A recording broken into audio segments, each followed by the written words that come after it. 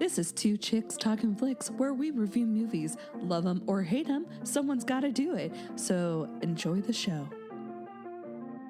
Hi, I'm Sarah, and this is Two Chicks Talkin Flicks, and anything else that gets in the mix. And I'm here with Kate today from the Cramped podcast. How are you doing?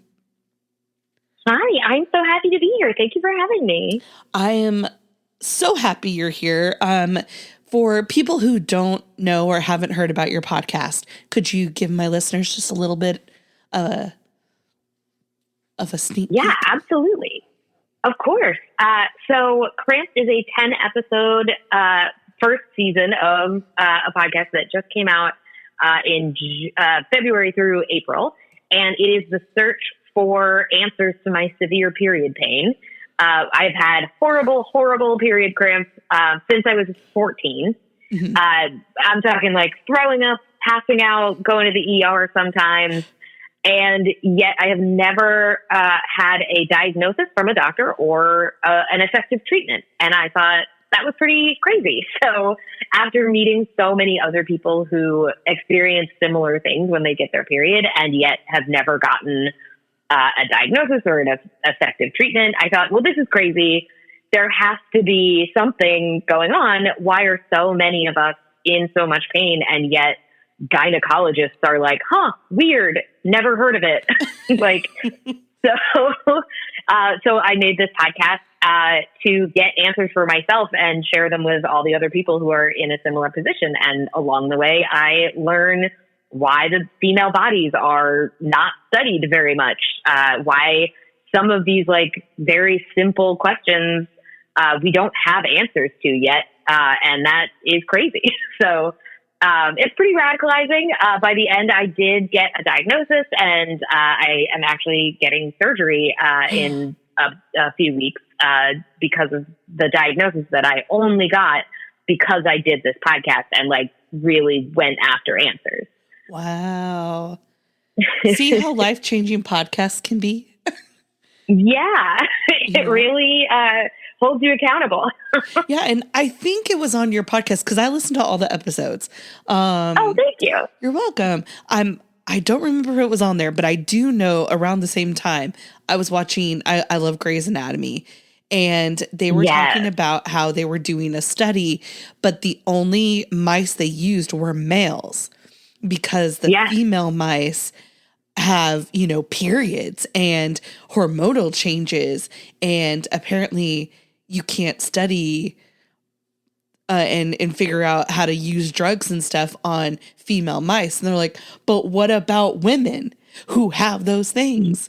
And they're like, yes, exactly. This totally blew my mind because I was like, I knew about the thalidomide scandal in the 50s and 60s. And so from like 1977 to 1993, women were banned from being included in clinical studies in the U.S. And so that was crazy. When I learned about that, I was like, so from like for over a decade when we were making these huge medical discoveries and science was like leaping forward in understanding how the human body works, none of that research was done on female bodies.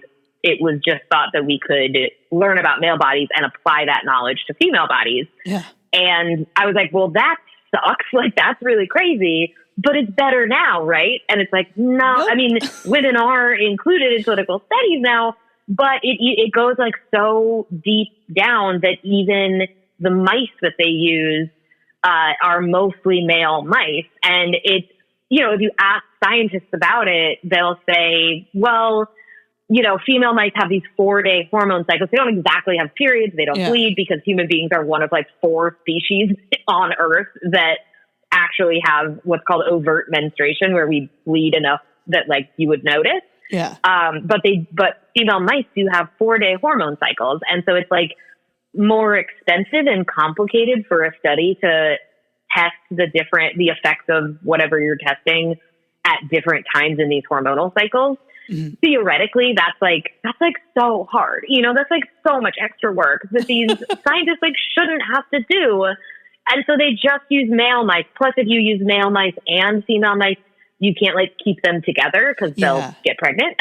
And so like you have to keep them separately, which means two different habitats, two different feeding like equipment pieces. Like it's all this stuff. And so they're like, we just stick with one sex of mice and we're going to stick with the one that doesn't have hormone fluctuations. But then when they actually measure the hormones of the male mice, it turns out that the male mice experience hormone fluctuations due to the stress of being like housed together. Male mice are like fighting for dominance and for, you know, hierarchical like social structure. And so some of the male mice end up with like 3 times the testosterone that they had at the beginning of the study, at the end of the study. But that's a hormone fluctuation apparently that we don't care about. Like that is fine. Yes, because but if you have predictable these predictable 4-day cycles that the female mice go through, that's too hard. That's too much. Yeah, because dear God, if a guy has too much testosterone, they're fine. That just means they're healthy and blah, blah, blah. Yeah, just really jacked mice. Yeah, really jacked male mice. One thing that really irritates me is that we have clinics for guys to get their testosterone, their T clinics to help regulate their body and all of this stuff to help them, you know, if they're feeling sluggish, they can go and get these shots but they don't have that for women. Right. Or if they do, it's really scammy and like really expensive. Yeah. But the guys is covered under insurance and, you know, like all this crap. I'm just like, it doesn't make sense. Guys can get Viagra for free. But dear God, if I want to have, not have babies, sometimes like I worked at Walgreens in the pharmacy and there were times that I was paying for my birth control, but all these guys were getting Viagra for free. And I was like, what? Well, it really just goes to, it's also like erectile dysfunction, like it's an inconvenience, right? It's like if you want to have a boner and you can't get one, like that sucks.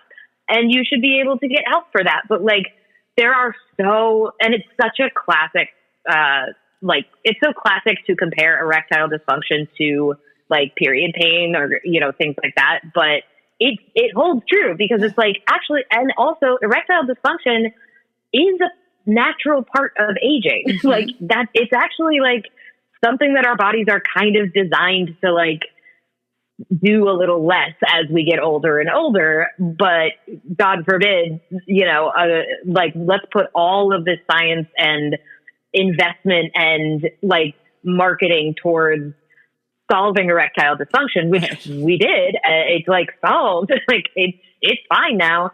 And yet there are millions and millions of people with uteruses. 30% of menstruating people experience severe period pain, like severe enough to impact their day-to-day life, meaning like they can't go to school, they can't go to work, they can't do the things they normally do in their lives. And yet overwhelmingly we're told, you just get bad periods sometimes. Like that's just a fact of life. Like, or, hey, suck it up. Like you must be really sensitive. Like you're in bed because of your period pain. Like, come on. Like, or we literally go to doctors and say like, hey, this is messing up my life once a month or more or all months. Like, what is going on? Please help me. This is ruining my life. And they go, oh, well, have you heard of ibuprofen? Or like, hey, just get on birth control. And like, birth control is an amazing, wonderful tool that it's really important that we have that and that it is an option, but it is just always thrown at us as like a way to cover up our symptoms when we're dealing with something that's potentially like a progressive, debilitating disease like endometriosis. And while birth control can be a really helpful tool, it is not a solution or a cure. And it's so often just thrown at us to get us to like, shut up and go away. Like as I was listening to your podcast, I was thinking, why isn't there a way to trick our bodies into thinking that we're pregnant in order for our periods to not be as bad? Because I always hear doctors like, well, your period's going to get better once you have a baby. Well, what if I don't want to have a kid? Exactly. So I was told that when I was 14. Yeah, like, it'll go away when you have your first baby. And statistically, not true. Like, it might. But it also, some people, their period pain gets worse after they have a kid. Like, all we can really be sure of is that getting pregnant, having a baby, going through all of those hormonal changes your experience of your period for a lot of people. We don't know whether that's better or worse for depending on who you are. Like, I feel like they've kind of gotten to where, like, breast cancer is under control, you know, for the most part.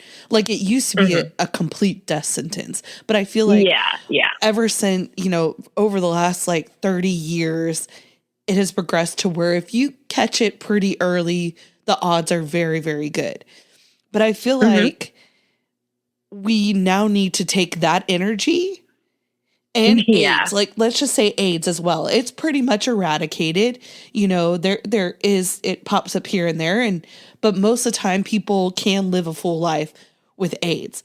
Take that energy. Right. We've developed treatments. Yeah. And help us with periods, because it is awful. Yeah. And ovarian cancer, because I feel like it's in the same kind I was going to say realm. Well, and ovarian cancer is still so deadly. And it's partly because I mean, this is my like theory about it, but I think part of the reason that it is so deadly is that it doesn't get there. We don't have good screening processes for it aside from pap smears. And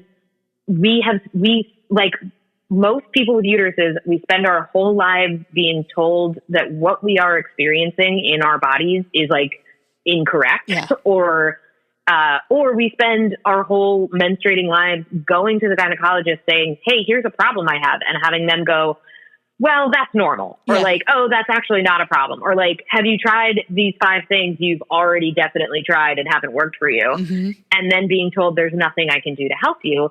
And so we just stop trusting the medical profession for we stop trusting our own experience of our bodies. So there are so many stories of people who know something is wrong. They are like, something's really weird with my periods. Something's really painful. There's like all these new symptoms, but I'm not going to go to the gynecologist because, or I'm not going to talk to anyone about this because I've been told over and over again, it's in my head. It's normal. It's not that bad. I've never actually gotten taken seriously or tested for things when I bring these complaints. And so they don't go until it's that is cervical cancer. Like cervical cancer and ovarian cancer, they so often show up as like stomach pain, abdominal pain, like worse period cramps, spotting between your periods, like all this stuff that we could catch so much earlier. But after lifetimes of being dismissed or not helped, you know, it's hard to catch that stuff early. Well, and what's crazy is that ovaries and testicles are the exact same thing. And they can just squeeze the male's testes and they're like, "Oh, hey, there's a lump in there. We should take care of that." And then their cancer is almost 100% done. Like they're fine. If they get it pretty early. You can't squeeze an ovary. And no. Well, and also they're like, while they are very similar, they are like, you know, they start as the same glands in development, but like they end up functioning very differently and making very different things. Like the ovaries produce the egg, which is the largest cell that the human body produces. And the testes produce sperm, which is one of the smallest cells that the human body produces. So it does end up different. And like, you can see so much on an ultrasound. Like, I don't know about detecting ovarian cancer. Like, I don't know the processes for that, but like, so I feel like so often we don't even get to the part we don't even get an imaging test, or we get an imaging test like an ultrasound and it's read by somebody who is not trained in the things that they should be looking for. And so they miss something. And like, I mean, this happens with endometriosis constantly. Like that is what I ended up having. I have had endometriosis my whole life. It should have been very obvious. I have classic endometriosis symptoms. I've seen at least 20 gynecologists since I was 14, and none of them were like, this might be endometriosis, which is a thing that 1 in 10 people with uteruses has. Yeah. So these 20 gynecologists, 1 in 10 people that they're seeing on average has endometriosis, and they don't know the classic signs of it. Like, they don't know.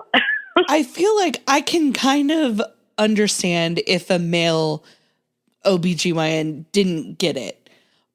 But a female? No, I don't. That's your job. Would you go, regardless of the sex of the doctor, if you went to like a heart surgeon or a cardiologist and you were like, my heart's really been hurting.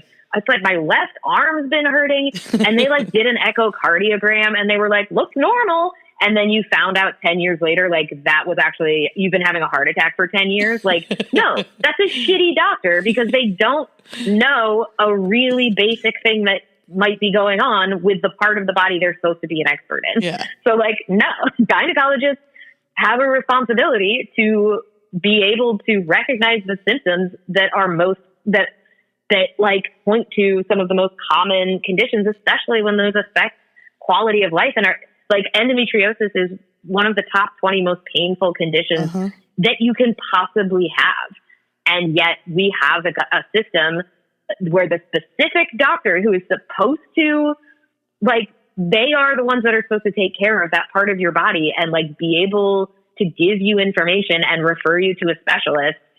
Like, not all of them can be endometriosis specialists. Yeah. That's not what we're asking for. We're just asking, like, can you teach this in medical school?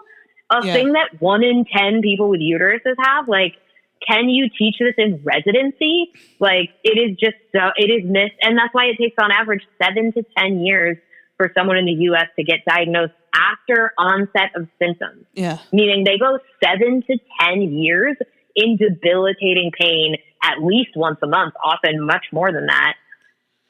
And they go 7 to 10 years without information, without answers, and without care. And this is a progressive disease that gets worse the longer you leave it untreated. Yeah, and that's just the ones that have it like pretty bad, you know? There's some that have like mild endometriosis and probably just walking around in pain and they have no idea. 100%. And like that's part of, I think, the people, people who end up, the thing with a lot of gynecological conditions and also endometriosis is only one of many things that can cause severe period pain, right? Like, but it is a very common one and it is very often missed. And so like, I ended up like, I do have endometriosis. I think the reason it didn't get diagnosed for 22 years is that whatever level of endometriosis I have, which I won't know until I have surgery, I basically only had severe pelvic pain once a month. Yeah. And it never got like worse. What got worse were my GI symptoms, which I didn't know until I got diagnosed. I had been like constipated most of my life, like, and just thought it was normal. And it turns out something like 90% of endometriosis patients have severe GI issues because that's one of the most common effects, but it rarely gets connected to the endometriosis. Endometriosis is seen as like purely a gynecological issue, and it's not. It affects your whole body. Yeah, because you can have fibroid cysts in your colon, like they can grow anywhere. You can have the endometrial lesions and you can have scarring that like really messes up how all of the organs function. And you can have totally different symptoms depending on where in your body the lesions are, like what organs it's close to, where the inflammation is worse. Some people have a lot of pain during sex or during bowel movements or urination. Some people have like migraines because of all the inflammation that it's causing in the body. And like when you deal with anything like this chronically, like it going on and on for years and years, it causes all of these like secondary and tertiary problems where like it's not directly because of the endometriosis, but it's because of the things that the endometriosis caused over and over and over again, you know? So it's hard to kind of trace those back. Anyway, I could go on about, obviously I made 10 episodes about this, so I know, I could go on about this forever. Well, and I feel like, and unless it's your like best of friends, or maybe someone in like a support group that maybe you're in, you don't really sit down and talk about these things with other people. I remember I was so humiliated. I felt very much so. We haven't said anything, but we're reviewing the movie Carrie.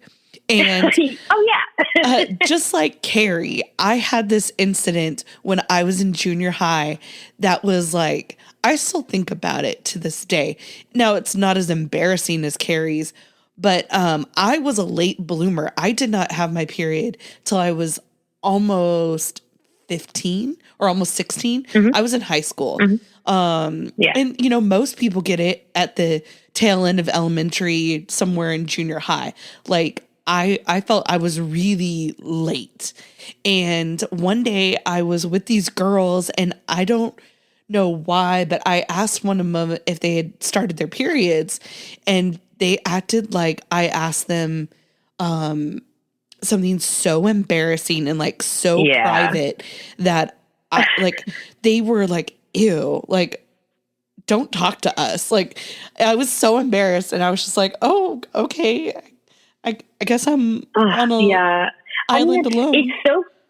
It's so cruel that we have to navigate this thing where we bleed from our vaginas at a time when we're like the most embarrassed of everything. Like, it's such a like convergence of, you know, we need that community so much at that time. We need to be able to like talk about what we're experiencing like what we're all experiencing. And yet we're terrified that we're experiencing something different than our friends are, or that we'll be embarrassed, or that, you know, like I am chronically, like, I will talk about anything. I will like, I don't have a sense of like, hey, maybe people don't want to talk about that. But even then, like, I would ask, after the first couple of times I got really horrible period cramps and I would be throwing up and like passing out, you know, I would go to my friends and be like, hey, I had a group of like really close girlfriends at that time. Like, I was like 13, 14. I think I was just about 14. Yeah. And I went to them and was like, hey, do you guys get like really bad cramps? And they were like, yeah, cramps suck. Yeah, of course. We all get cramps. Yeah. And I was like, oh, okay. And it's just like, we don't even have the words to like talk about what we mean when we're talking about this kind of pain. We just have the word cramps. Like, and that really just means whatever people experience themselves. Like, we aren't shown the different like realms, the different like ranges of experience that this can be. We aren't, you know, maybe we're taught a little bit in sex ed or like hygiene class or whatever the class is where they give you sample deodorants and they're like, please use this deodorant. We're begging you. We're kind of told that period, and we're told, hey, use a pad. Hey, like, make sure you're not bleeding all over the place. Plug it up. But we're not told, hey, you might be sore, but if you're in real pain, that's not okay. Like, you shouldn't be throwing up from the pain. You shouldn't be, you know, stuck in bed or like have to call out of school. If that's happening, you have to go see the doctor because like something could be going wrong and you need to talk to somebody about that. That's never told to us. Yeah, I kind of feel like, okay, so I don't know how your school district was, but ours in 5th grade, all the boys and all the girls would get separated, and we would have like our one-on-one showing of this video, and like, this is what happens to boys, this is what happens to girls.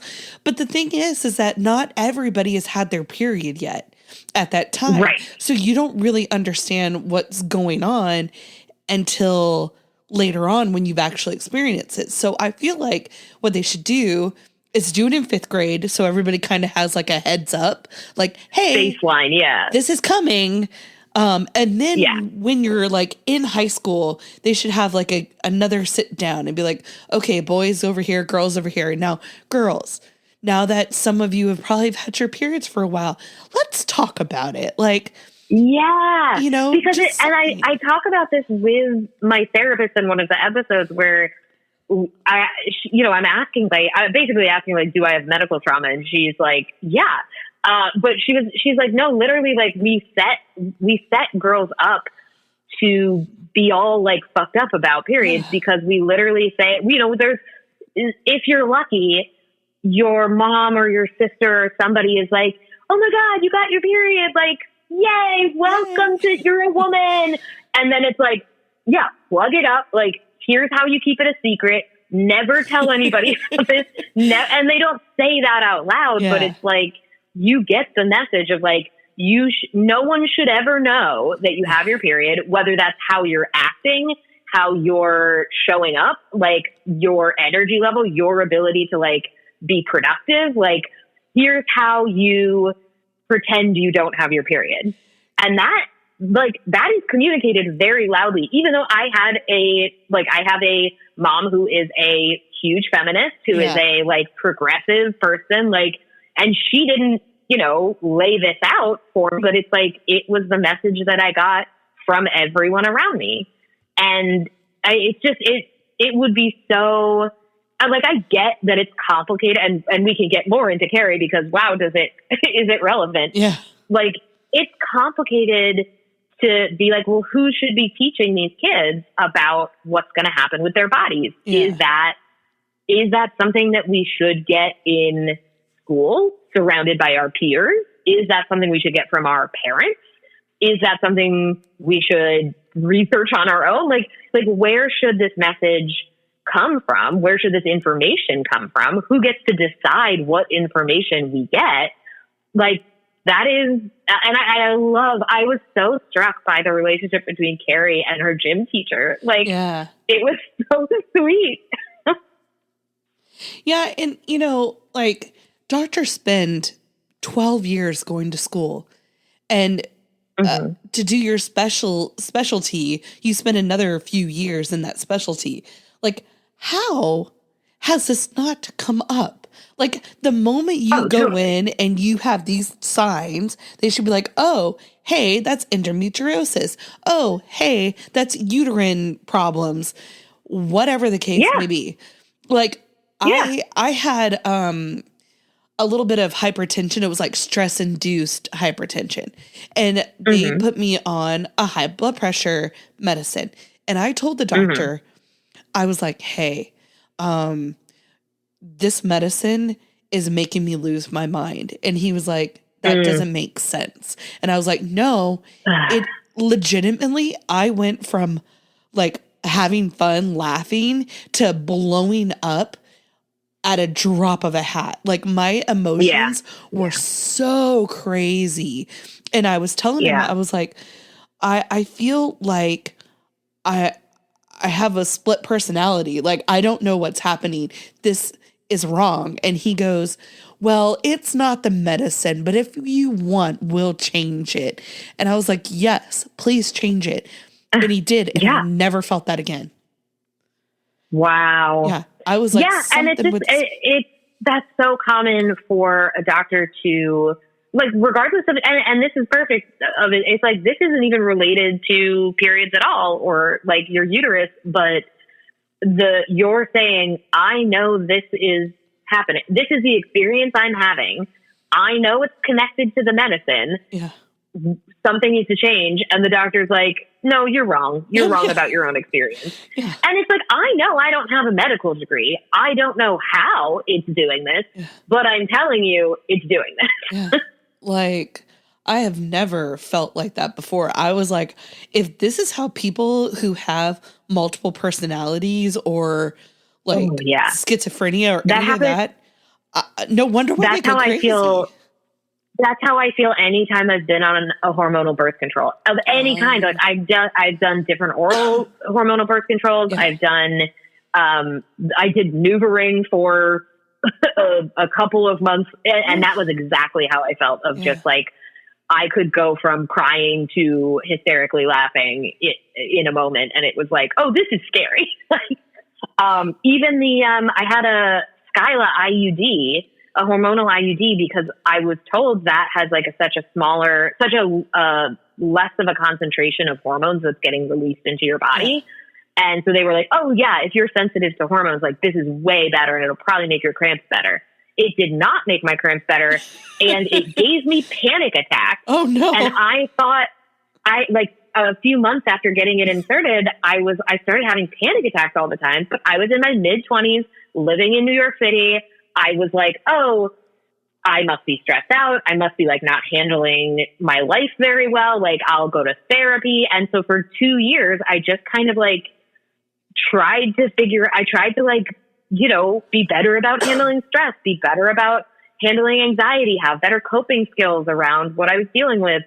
And then after like Googling something, it was like, oh, 30% of people on Skyla who get Skyla report much higher anxiety. And I was like, oh, so no therapist, no doctor, when I would be like, hey, I'm having a lot of panic attacks all of a sudden. I've never had those before. Nobody asked me like, hey, did you change birth controls recently? Even though that's like very common. If they hadn't have used the male mice, they might have known that could happen. Exactly. Exactly. Yeah. Well, I guess let's get into this movie. Yes, what? So my first thought was the boys and girls are separated in gym. Yes. Wait, have you ever seen this movie before? Yes, I've seen it plenty of times. I had never seen this movie all the way through before. I had seen like specific scenes, and I had watched that like the clip of the period scene, the like locker room scene. I didn't realize it was the first scene of the movie. Yeah. Yeah. Mm-hmm. With like all those naked teenage girls with huge bushes. Right? I was like, okay, that first was of all, crazy. Who had time to actually shower after gym? Because I only took gym in junior high. I didn't take it in high school. And like, there's not enough time to change into your gym clothes, do gym, take a shower, and get into regular clothes again, and get your hair perfect to go to the next class. No time. Right. I had like I think it was my freshman year, we had gym class like that where we had to change and we had to shower. But yeah, it was like 5 minutes we had to shower and change. Mm-hmm. So people would like rinse off, and you also had to like bring a towel from home. It was really weird. Yeah, and you don't just sit there free balling it, playing with your friends. No. Like no, everybody is obsessed with like how do you change under a towel so no one ever sees you? Exactly. Or you do like several locker doors open and you kind of just like yeah, exactly. Homer Simpson it in the bushes. Just yeah. But I've never noticed before. This is the first time I noticed when watching it, when she's like caressing herself with her soap. Her arms didn't look like hers. They look like somebody else's arms. I was like, this is a lot for the first scene of a movie. All these naked high school girls, and then she's like sensually showering off, like with close-ups of almost her vagina. It's like, whoa. Yeah. That was a lot. I was like, you don't have time for that. Yeah. Carrie, like, get a move on. Yeah. And no, that was wild. And then to have like, okay, I feel like, say what you want to say about the kids these days, because they drive me crazy. But I feel like if a girl had this same thing happen, let's just say she was very sheltered, first year in school, she's never heard of a period before, they would be like, oh my God, you're okay. You're okay. Like they would be calming her down. They might bring out their phone. I don't know. Some people are jerks, but I feel like they wouldn't be throwing tampons at her and just say, plug it up. Right. I like that one. It escalated so quickly. I think the thing that like maybe makes it a little more realistic to me is that like Carrie had her period blood on her hand. Yeah. And then was like grabbing at people's clothing and was like panicked. And it's like, oh, that like visceral reaction. And you see it later when the gym teacher is talking to the principal and the gym teacher has like some of Carrie's blood on her shorts. Yeah. And the principal is like shrinking away from her. and like, it's like, oh yeah, people have even other women and especially like teenage girls suck. Yes. Like, they are so cruel and mean and so terrified that they are going to get made fun of that. Like, I do get like a visceral reaction to like, ew, that's period blood. Yeah. You're putting it on me. Like, but yeah, I think like the plug it up thing is escalated so far, but that's every moment in this movie is just like, this escalated so quickly. Yeah. Why are we doing this? Like, not to skip ahead, but like when Chris is like after the prom, when Carrie's walking down the road covered in blood, and that Chris, the mean girl, is trying to run her down with her car. It's like, hold on. Right. What are we doing? It's just things go from 0 to 60 like really quickly. Mm-hmm. Now, I would be pissed if she got her period blood on me. I would be really mad. Yeah. But I would be like, oh my God, calm down. You're fine. Calm down. Calm down. Like, right. And it also would have been like, especially if it's like, oh, this is not a normal person. Like, this is not a person like that you can kind of hold to normal social standards. Yeah. Like, this person's clearly like been through something and is panicking. And it's like, I think you maybe after you get the situation handled, after you're like, whoa, what's here? Like, what? Get a towel. You're okay. Yeah. And then later you like giggle about it with your friends of like, oh my God, that was so weird. Oh, like, and that sucks too. But I totally would have been telling everybody, but I would have at least been nice and been like, because, okay, I actually told my sister the story while we were watching that part. There was a girl, she was in my marching band, so I knew her. And she came to lunch and she was wearing khaki pants and she had blood all over the back of her pants. Oh my God, that sucks. People may have told her. I didn't know that. So I went up to her and I was like, hey, I just want to let you know you have blood on the back of your pants. She's like, I know. And he was like mad at me. And I was just like, that's okay. That feels like defense. That's a defensive reaction. Yeah. Like I would. Did you ever watch Broad City? No, I haven't.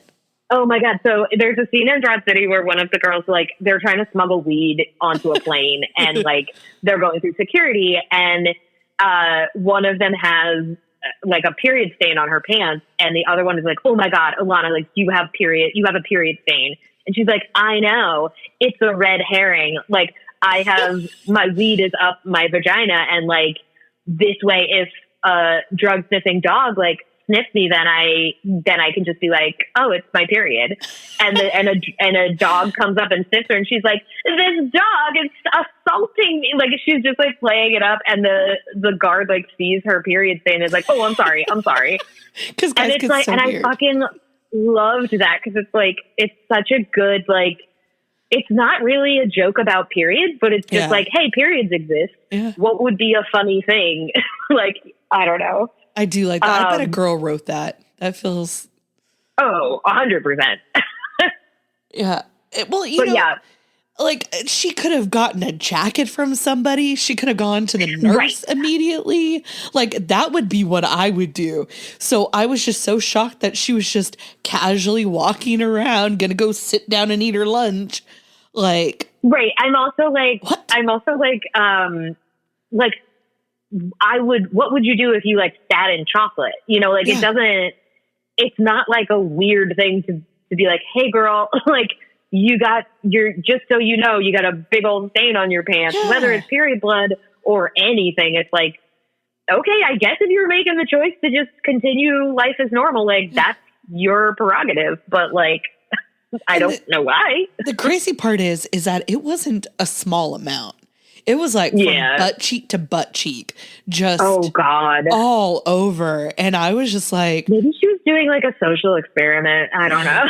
I don't know. I was in school in the late 90s, early 2000s. Like, yeah, that was a rough time for that. Yeah, that would have been a good time to do that. I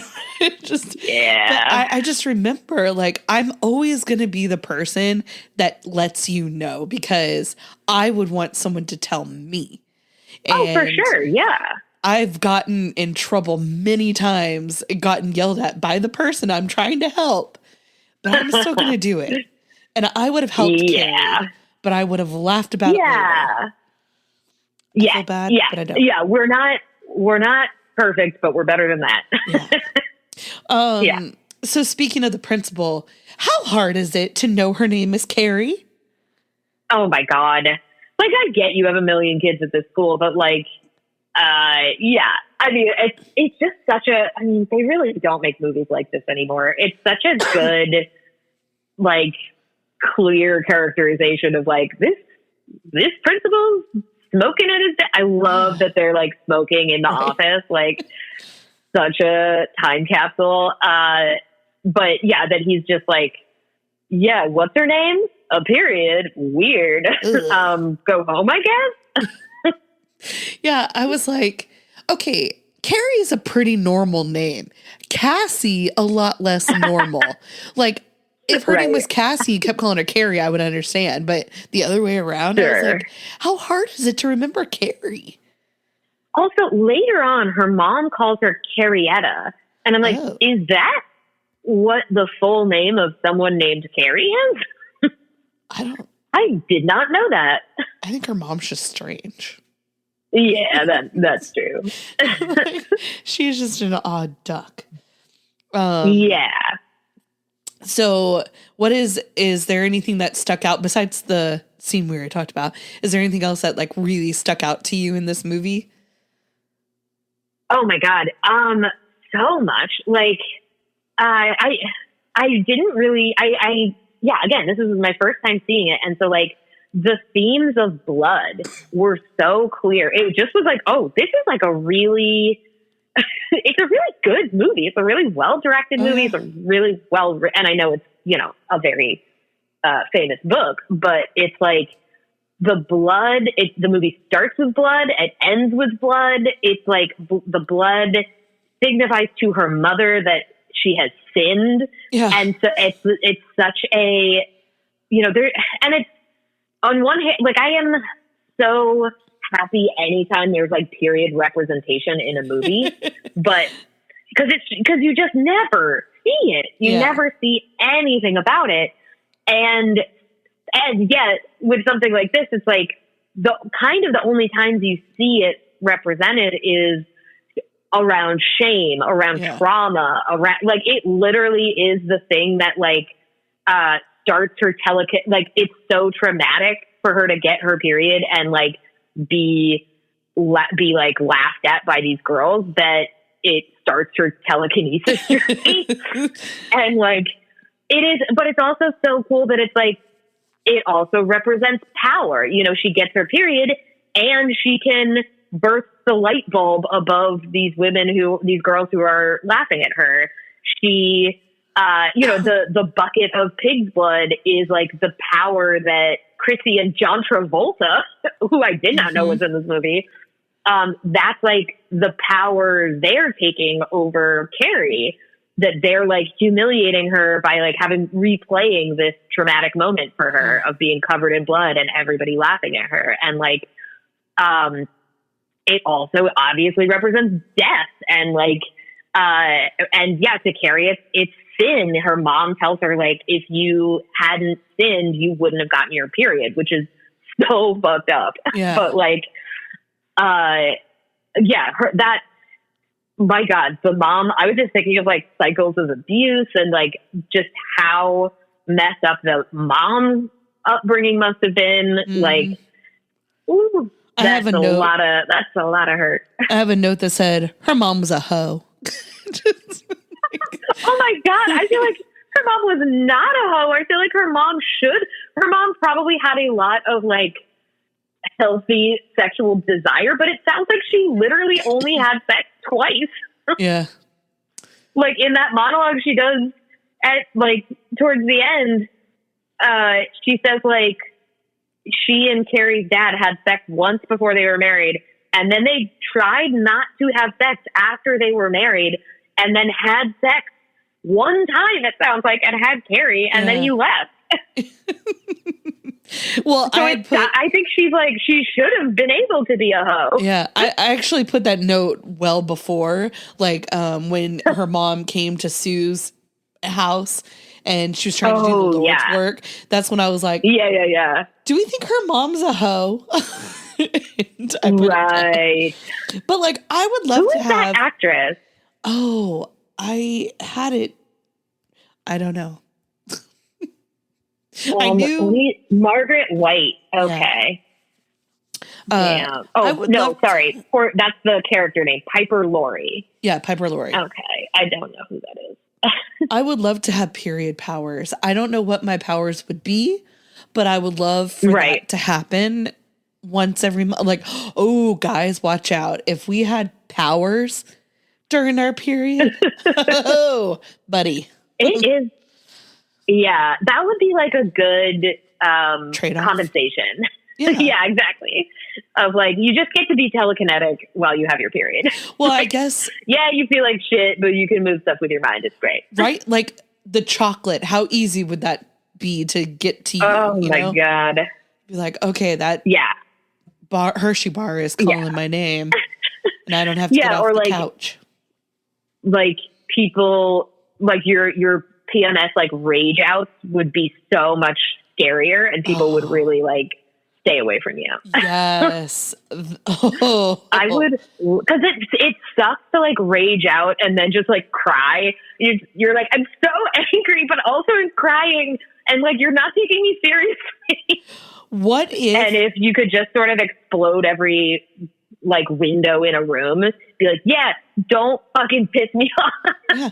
What if how bad your period is, more powerful your powers would be? This is what I'm talking about. This is what modern science needs to focus on. They would find a cure for endometriosis. Yes, if you can't cure my endometriosis or my period pain, figure out how to add powers, you know? Yeah, please. Yeah, like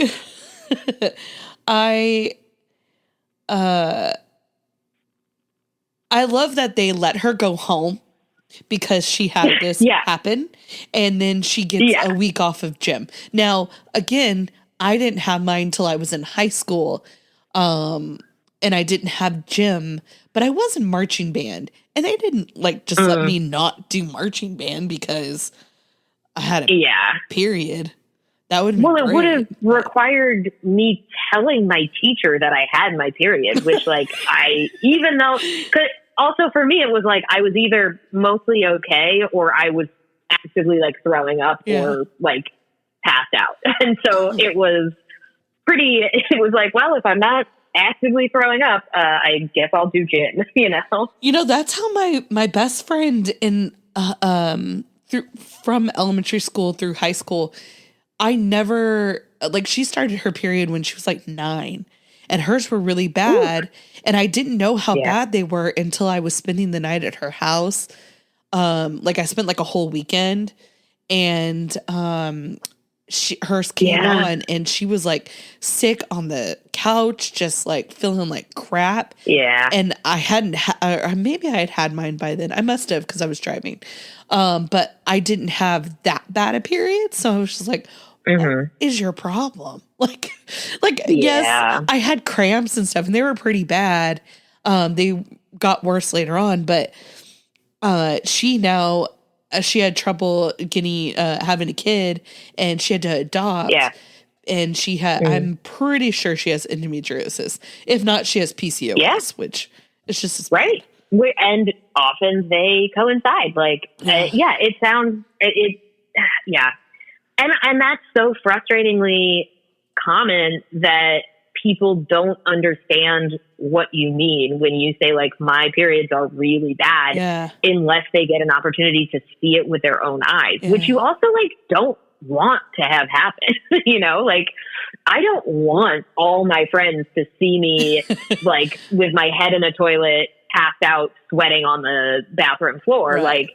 But my roommates in college, my roommates in my early 20s in Boston and New York, like some of them, like I had known them in college, and then it wasn't until they lived with me that they were like, oh, I get what you mean now. Yeah. And it's like where, you know, it's like I would text, I'd be like, hey, I can't come to the thing. I have my period. It's going really bad. And they'd be like, oh my God, do you need anything? Whereas like other people, you're like, hey, I have cramps. I can't come. They're like, oh, stop. Like, come anyway. Come on. Right. And it's like, it's really hard to explain unless someone has seen it with their own eyes. Yeah. You know, like the last time I had mine, it was so bad that I was seconds away from leaving work. And I don't usually do that. Like mine's bad, but it's never that bad. And I get more just the cramps. I don't get the throwing up. But it was like horrible. And luckily the pills kicked in just at the right time, because I was minutes away from being like, I'm going home. Like I can't sit here. I need to be in the fetal position, and I can't be here right now. Yeah. Oh my God. Yeah. It's crazy. Damn. Ugh, yeah. What really stuck out to you about the movie? So one thing which I feel like is more about Chris than Carrie is her boyfriend didn't slap her once, but he slapped her twice. Oh my God. That was so fucked up. Yeah. And the second time was way worse. And she just stayed with him.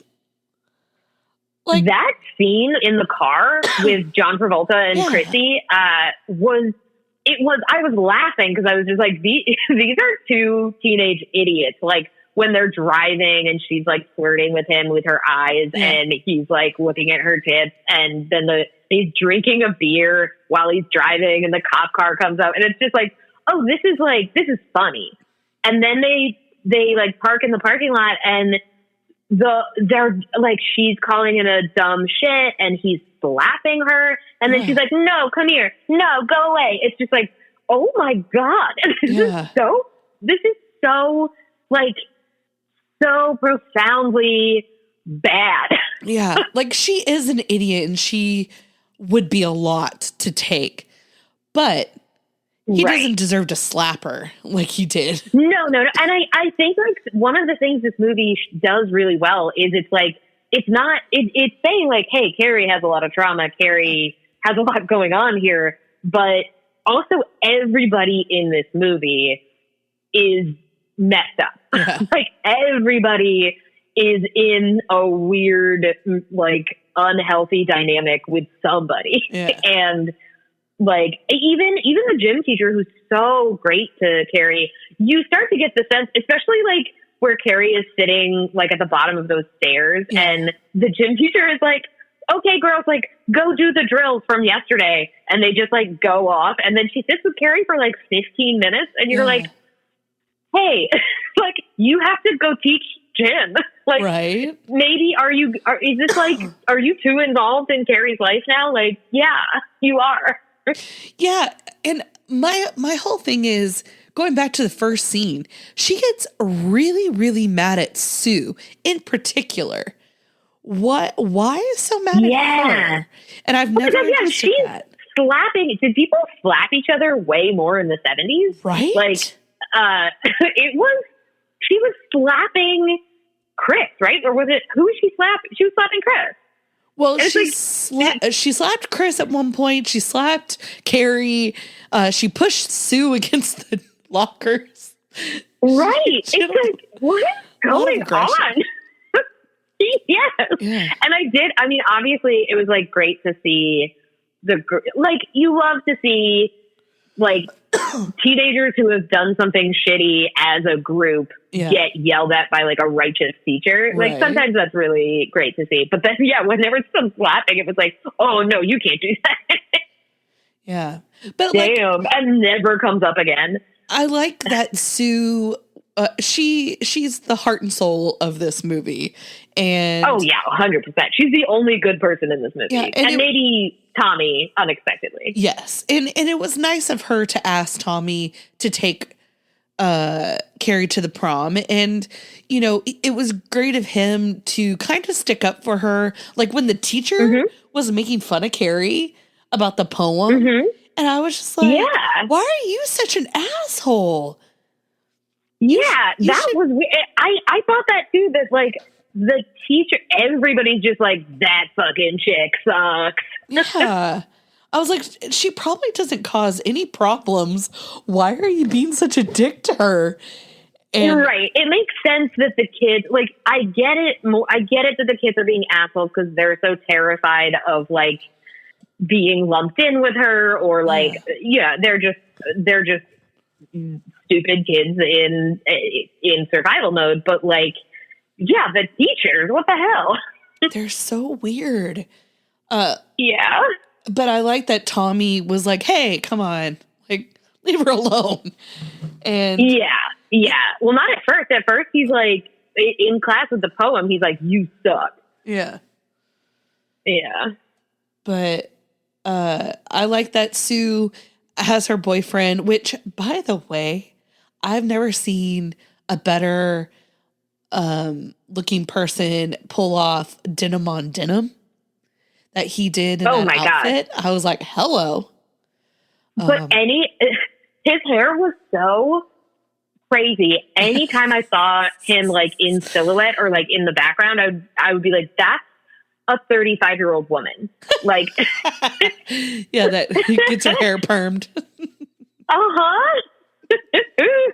They had a lot of curls in their relationship, for sure. Yes, they were sharing some products. They were sending. They would be sending a lot of like TikToks back and forth about like the curly girl method. Yeah. Well, totally. And you know, like he seemed like a really nice guy, but he also looked like he was like, I fucking a lot of those girls, especially when Norma came into the room when they were being talked to. I was like, what was that about? That was a weird energy. Norma is such a mystery to me. Like the hat she wears 24/7. Love that hat. I love that the hat. Baby bangs. Oh my God, what was going on? And she's just such a side friend character where it's like, this is clearly not a fully drawn character. Like, we don't know her needs, wants, and desires. She's just a little weird and like wants to be in on shit and wants to like cause a little trouble, kind of.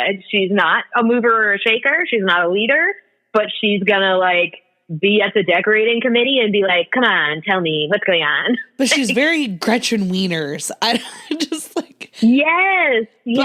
But I love the hat, and I love that she wears it to prom with her hair down all curly. It's like they were... I know. I love that she wore it to prom. They're like, people may not know who you are when we have your hair down, so wear this hat, please. Yeah, exactly. Yeah. The baby bangs are not enough. Yeah, every time I think of this movie, I think of that hat, and I love that hat, and I don't know why. I'm not a hat person, but something about it. Oh, yeah. No, it's like a bicycle hat. Like the only time I've seen hats like that are like French bicyclists. And she's the only one that's wearing a different color shorts as well that matches that hat. Yes. And I was just like, why is everybody else in black shorts and she's wearing the red with so her weird. I love it. Yeah. It's wild. I also this goes along with guys don't have periods and everything is better for them. They can just go the day of prom and get a tux. Oh my God, I know. Yeah, and Carrie's been sorry, let me say that again. Carrie's been literally sewing her own dress, and it looks amazing. And they're like, "Oh, take $10 and rent a top." Those dirty pillows. Yes, dirty pillows. Incredible. Incredible. They're all gonna laugh at you. That actress was doing so much. Piper Laurie. What did I just say? Yep. Lorraine? Carrie's mom. Piper Laurie. Yeah. Piper Laurie was eating up that seat, chewing that scenery. Well, you know who Helen is, right? The redhead? No. She is, have you ever seen Ferris Bueller's Day Off? Yes. You know the secretary? He's a righteous dude. That's her. Oh. Yeah. Wow. Yeah. Okay. Isn't that crazy? I've seen her in so much stuff. That is crazy. I also thought Tommy's friend, the short one, who's like in the tuck shop with them, looks just like Joseph Gordon-Levitt. But I was like, he was not in this movie. No. Like he's way too young for that. But I still haven't figured out who that was or why he looks just like Joseph Gordon-Levitt. It's hilarious. Well, he doesn't age, so maybe. Yeah. Yeah. Okay. So Piper Laurie was in Twin Peaks. Yeah. Yeah. So she was like a 50s actress, which makes sense as to why her acting was so mid-Atlantic. Right.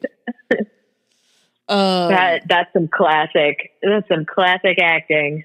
But I love when I think, first of all, when they are putting out the prom ballots, I really do think that Tommy and Carrie would have gotten votes no matter what. Oh, yeah. I don't think they needed to rig it. I think she probably would have gotten votes. Oh, yeah. Was it stunt? Was it a stunt? Yes. Yeah. Would it have worked? Yeah. Yeah. And I think that they were genuinely happy for her. And then the stupid pig's blood and all of that happened. And my sister, because we see the teacher laughing, the gym teacher, right? She's laughing along. But I think that's in Carrie's head. That's what my sister said. And I was like, I never thought of that. Yeah. No, I don't think, because I think she basically has a psychotic break, and it's like she's in seeing them all laughing at her, but it's like I think maybe some of the kids were laughing, but I can't imagine the teachers were laughing at that. Right. I don't know. But it took me a while. I didn't realize that Sue was not in on this plan. Oh yeah. Until she noticed the rope. I was like, wait, is she? Or because they play it very low where she's just like, yeah, Tommy, she's really pushing Tommy to do this. And Tommy's like, okay, fine. I don't care. Yeah. And I was like, oh, are Sue and Chrissy doing this together? And then it wasn't until she's seeing the rope that I was like, oh no, she doesn't know. She's actually a good person. Yeah. Which is why she gets spared. Right. Poor Sue, man. Your whole entire class dies. Let's just think about that. Yeah. That's even worse than Final Destination. Yeah. Because that is you don't really, they don't harp on the fact that literally everyone died except Chrissy and John Travolta died in the car explosion, and even Carrie dies. That's right. So Sue is literally the only teenager left in this town, or at least a senior. Yeah, that's right, because it's the senior prom. But the seniors take juniors sometimes, or but damn, that's a lot of people who die. Yeah. Could you imagine? Jesus. That'd be awful. I was telling my sister last night, when me and my friend, the one with the bad periods, we were watching this movie, and in our basement, when we I used to live in Nebraska. We had this like big sectional couch, and it had this like triangle piece in the middle. So one part would be straight off of that way, and one more part would be straight off a different direction. And it had like kind of like a small crack on both sides. And we're both laying there on that piece while we're watching this movie. Yeah. At the very end of the movie, you know, Sue puts the flowers down, and I kid you not, as a kid, that hand shot out of there a lot faster than it did when I watched it last night. Yes. But that was really scary though. Yeah, but the air kicked on right when that happened. Oh. So like a gust of wind like shot up between those cracks in the couch, scared the bejesus out of both of us. And we both were like, ah! You know, like, oh my God, what was that? Yep, that would do terrifying thing. Terrifying. And then I saw this movie like years later, and I go, that hand comes up so slow. Like it's just like no, but it's still scary. Like that's man, what a great way to end that movie too. Right, crazy. Yeah. Is there anything else about this movie that stuck out to you? I think a thing. Oh yeah, go ahead. You go. Oh, I did say I had a note that said I think Carrie's balls just dropped when she told her mom, like, I'm going to the prom, and that is all we're going to say about that. Oh, she's coming into her own. Yes, I loved that. Didn't work out great, but yeah. Also, like, the fact that, I mean, kids in the 70s and mischief, like, whole nother level. Yeah. I feel like I was a moderately mischievous teenager. The idea of going to a slaughterhouse, right? Going to like a pig farm, killing a pig with a sledgehammer and draining its blood. I mean, even just like logistically, how did you get all the pig blood out of the pig and into that gas can? Yeah. Like, what? And this is just like a thing you're doing on a random like Thursday night, like because your girlfriend asked you to. Like, that is so psychotic and so upsetting. I would have trauma from watching that, let alone like swinging a sledgehammer to cave a pig's skull in and then like, draining the blood out. I don't know. I grew up in a rural area and like, hunting is normal. Hunting is fine. Yeah. That is going into a like pig enclosure and killing a pig with a sledgehammer to do a prank that like you don't even really care about. It's your girlfriend who is like, yeah, do this. Yeah. That is so upsetting. It's just so weird. And like you could have just used corn syrup and like all the movies do. I mean, obviously that's really probably what it is. It's a really good point. Like it didn't need to be pig blood. It didn't need to be blood. Like that. Why that part's in there? How PETA hasn't gotten to this movie, I don't know. But well, yeah. I mean, obviously they didn't really do that. But yeah, it's wild. Yeah. Have you ever seen the newer, the 1999 version? I only saw the clip of the period scene. I haven't watched the whole movie. You're just Googling period scenes in movies? Well, I felt like I knew that the period scene from Carrie is like the iconic period scene. And so I was like, I definitely want to like make sure I've seen that. And so I watched it from both. I watched both versions of it. And I don't, to be honest with you, like it's the same. Yeah. I think the 70s one is like slightly less sexualizing teenage, or the newer one is like, there's no bush, you know? Yeah.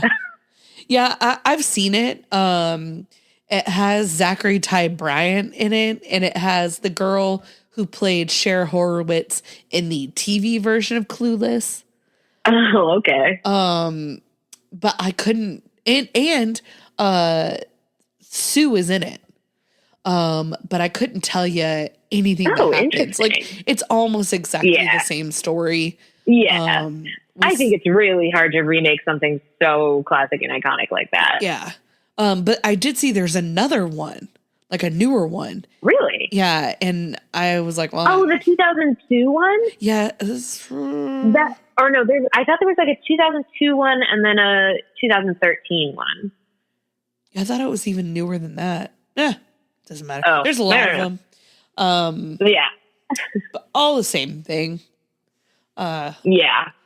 Mothers, tell your kids about periods. Save them the embarrassment. It'd be nice. Yeah. Don't tell them that if they were free of sin, they wouldn't get their period. Yeah.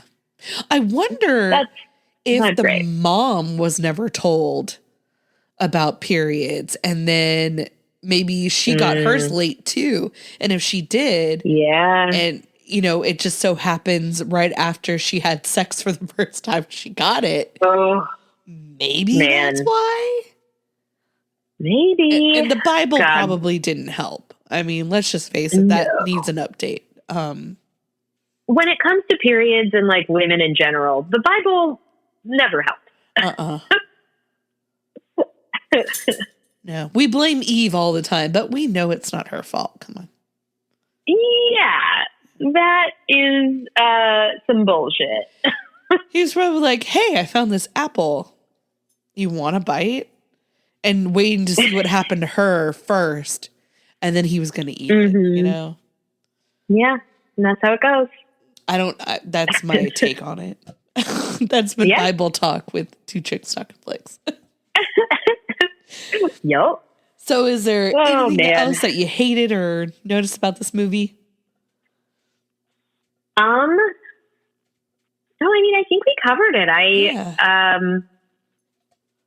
feel like the major things, I enjoyed it a lot more than I thought I would. Like, just in terms of like, I think I've gotten so used to movies being something that's just like on in the background. Yeah. But like, I like couldn't look away from this. This was so beautifully shot and like so visceral and so it truly was. And it's like an hour and 37 minutes. And I was like, this is how long movies are supposed to be. Right. This is great. So yeah, great movie. Highly recommend. There's a lot it doesn't get right about periods, but like, what else is new? Yeah, I forgot that her mom stabs her, and then I forgot that she stabs her mom, and she dies like basically looking like she's on the crucifix. And I was like, right, that was wild, and like the Jesus with glowing eyes in the closet, like will haunt my dreams. Yes. What is going on with that? Is it glow in the dark? Is it in her imagination? Like, what's happening? Yeah. Why does it have real hair? I was wondering the same thing. I was like, I do not remember this. That is very creepy. Yeah, I didn't remember. I had never seen that, and I wish that I hadn't. That will live in my mind forever. I took my the SATs or ACTs, SATs, I think. I had to take it twice. The first time I took it was at a high school, and it was like a Christian Catholic high school, something like that. And there was a picture of God, and he was just like staring down at me. Very reminiscent of this crucifix Jesus. And I just kept looking at it the whole time, and I was very distracted.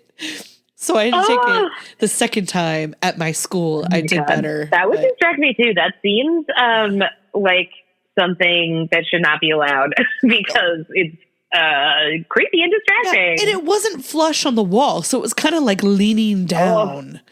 No, that's upsetting. I don't like that. I remember. I appreciate it. I have a very vivid memory from my grandparents were very like Lutheran. Yeah. And they lived in Nebraska, actually. Hey. We have a Nebraska connection. Towards the end of their lives, they were in Nebraska, and both of their funerals happened at this church, this Lutheran church, and the reception was in the multi-purpose room that was like mostly a basketball court, but then they would like have other stuff in there too. Yeah. And I have such a vivid memory of like, I'm in the, I I'm grieving. I'm like with my family. We've all been crying. We just listened. My dad just spoke at a funeral, and then we're like herded into this gym, and there's a very Nebraska like spread of like bowls of potato chips and bowls of pickles and bowls of deli meat, and in the middle of it, there's just a giant nail. Ooh. Like on a little stand as like a table decoration. And I just was like, remember like staring at it and just being like, yeah, Jesus died for your sins and it really hurt. Like have some ham. Just being like, why is this here right now? Yeah. What in the world? I don't claim it. I'm from Nebraska, but I don't claim it. I don't. No. It's an interesting place. I haven't been there a lot, but I was from like the Omaha area where it was like, you know, lots of people and less farmland, you know, Metroplex, if you will. Yeah. That's near Omaha is the only place I've visited. Yeah, it's an interesting place. It's fun. It has its own charm. Yeah. Well, thank you so much for being on. Where can people find you if they want to listen to your podcast? Oh, well, thank you so much for having me on and getting me to finally watch this classic, excellent movie for the first time in my 36 years. Yes. So you can find Cramped wherever you get your podcasts. That's CRAMPED. So Apple Podcasts, Spotify, literally wherever. You can find me on Instagram at Kate Helen Downey, or on TikTok at Kate is Cramped. I have to look that up. I haven't seen that. Yeah. It's I am new to the TikTok game, but I am having fun. Yes. We need more of that, you know, more TikToks of crampiness. Yeah, totally. That's what I was thinking. I was like, how is there not more about period cramps on TikTok, which is TikTok is, and social media in general, you know, it's supposed to be like every little corner of life that you could possibly relate to.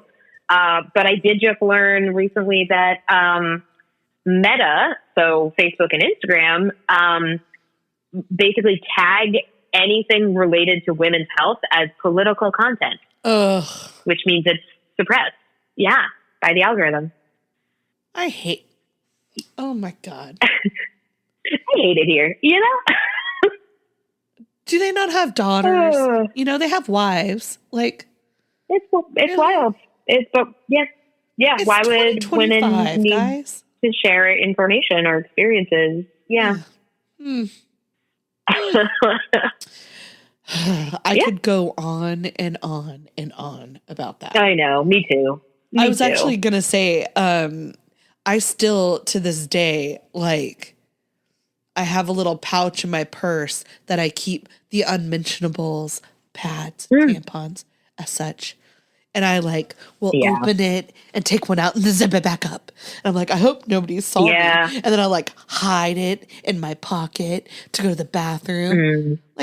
And then I'm in there and I'm like, I hope nobody hears me unwrapping this. Then they'll know I'm on my period. How dare they? Oh my God. I'm 41 years old, Sarah. Get over it. You know, just yeah. Oh no. If someone asks me for a tampon, I will toss it underhand to them. I just think we all, men included, anyone around, we all need to be very comfortable with this. Yeah. We're all just hey, do you have a tampon? Can I have a tampon? Yeah. I'd be like, hey, anybody have a tampon? Because I really need one. That's how exactly. Ugh, yes. So annoying. 100%. I hate it. Yeah. I hate it here. But I know, but here we are. Well, thank you again. This has been fantastic. Please go check out her podcast, even if you don't have a uterus, a uteri, whatever. And go check it out and listen to it. Thank you again for being on. And until next time, a toodles. This episode was produced by Two Chicks Talkin Flicks. Music was produced by Michael Giravani. If you like this episode, please like and subscribe. If you'd like to be a part of the show, have a movie suggestion, or just want to give us some love, you can email us at twochickstalkinflicks@gmail.com. Thanks, guys. Toodles.